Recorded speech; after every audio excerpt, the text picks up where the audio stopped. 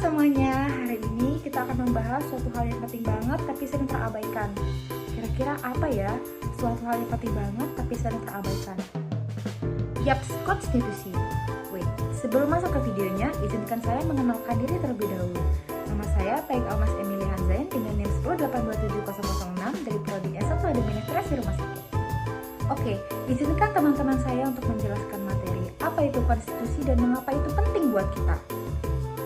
Jangan lupa disimak sampai habis ya. Halo semua, perkenalkan nama saya Kurnia Valentia Putri dengan NIM 108270016 dari Prodi S1 Administrasi Rumah Sakit. Perkenalkan, nama saya Aura Wega Patmawati dengan NIM 101270019 dari Prodi S1 Farmasi. Halo, perkenalkan nama saya Dialog Fadzanba, NIM 10127030, Prodi S1 Farmasi. Assalamualaikum warahmatullahi wabarakatuh. Perkenalkan, nama saya adalah Hendar Puspawardana dengan NIM 7062501. Apa sih konstitusi itu? Konstitusi adalah sekumpulan aturan menjadi pedoman dasar dalam menyelenggarakan pemerintahan suatu negara, baik yang tertulis seperti Undang-Undang Dasar maupun tidak tertulis seperti kebiasaan yang diterima sebagai hukum. Assalamualaikum warahmatullahi wabarakatuh. Perkenalkan, nama saya Fariza Gibran Maulana. Saya akan menjelaskan tentang pengertian bangsa dan negara. Bangsa adalah kelompok manusia yang memiliki samaan ciri-ciri tertentu seperti bahasa, budaya, sejarah, dan nilai-nilai yang diwariskan turun-temurun. Dalam konteks yang lebih luas, bangsa juga dapat diartikan sebagai komunitas politik yang memiliki kesadaran bersama untuk hidup sebagai satu kesatuan. Mengapa sih konstitusi itu penting bagi kita? Konstitusi adalah law dan pedoman utama yang memungkinkan negara berjalan dengan baik, memastikan keseimbangan kekuasaan dan melindungi hak-hak setiap individu. Tanpa konstitusi, negara akan kehilangan arah dan tujuan. Konstitusi memainkan peran yang sangat penting dalam kehidupan bernegara.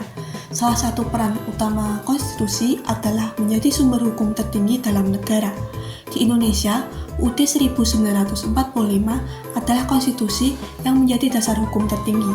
Setiap kebijakan dan undang-undang yang dibuat oleh pemerintah dan DPR harus berlandaskan pada ketentuan-ketentuan yang ada dalam UUD 1945. Di sini saya akan menjelaskan mengenai perkembangan konstitusi di Indonesia. Pada saat Indonesia meraih kemerdekaan pada 17 Agustus 1945, para pendiri bangsa menyusun sebuah konstitusi sebagai dasar negara, yaitu Undang-Undang Dasar 1945, yang dimana disahkan sehari setelah proklamasi kemerdekaan atau pada 18 Agustus 1945. Dengan berpedoman pada Pancasila, Undang-Undang Dasar 1945 menjadi fondasi awal bagi jalannya pemerintahan negara kesatuan Indonesia. Yang kedua adalah Konstitusi RIS atau Republik Indonesia Serikat yang terjadi pada tahun 1949 hingga 1950. Namun, situasi politik dan tekanan internasional pada tahun 1949 itu memaksa Indonesia menjadi negara serikat, yang dimana Konstitusi Negara Republik Indonesia Serikat atau RIS itu menggantikan Undang-Undang 1945. Dan sistem ini hanya bertahan singkat atau bertahan sebentar karena tidak sesuai dengan semangat persatuan bangsa. Lalu yang ketiga adalah Undang-Undang Sementara atau UUDS yang terjadi pada tahun 1950 hingga 1959. Nah, pada tahun 1950 ini Indonesia kembali lagi menjadi negara kesatuan dengan sistem parlementer. Dan konstitusi RIS pun digantikan oleh Undang-Undang Dasar Sementara 1950. Namun dinamika politik pada saat itu membuat pemerintahan di Indonesia kurang stabil. Pilihan keempat adalah dekret presiden. Nah, ketidakstabilan politik ini mendorong Presiden Soekarno untuk mengeluarkan dekret presiden pada 5 Juli 1999, yang dimana dekret ini mengembalikan Undang-Undang 1945 sebagai konstitusi negara. Dan sejak saat itu Undang-Undang Dasar 1945 menjadi dasar negara atau menjadi dasar hukum yang digunakan hingga saat ini. Dan yang terakhir, yang kelima adalah amandemen Undang-Undang Dasar 1945 yang terjadi pada tahun 1998 hingga sekarang. Nah, pada era reformasi tahun 1998 itu membawa angin segar pada demokrasi di Indonesia. Undang-Undang 1945 itu mengalami 4 kali amandemen yang dimana menghasilkan perubahan-perubahan penting seperti penguatan peran DPR, pembentukan DPD, dan pembatasan masa jabatan presiden. Nah, amandemen ini bertujuan untuk menyesuaikan konstitusi dengan perkembangan zaman dan kebutuhan masyarakat. Nah, itu saja mengenai perkembangan konstitusi negara kita di negara Indonesia. Dari penjelasan ini dapat kita lihat bahwa perjalanan Indonesia mencerminkan bahwa bangsa kita adalah bangsa yang kuat, tumbuh, dan beradaptasi.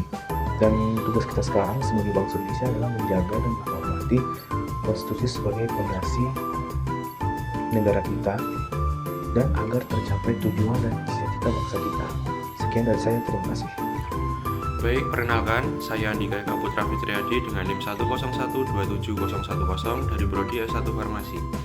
Baik, kesimpulan yang bisa kita peroleh dari materi yang telah disampaikan oleh teman-teman saya adalah, jadi konstitusi itu bukan cuma dokumen hukum, tetapi pedoman hidup kita sebagai warga negara.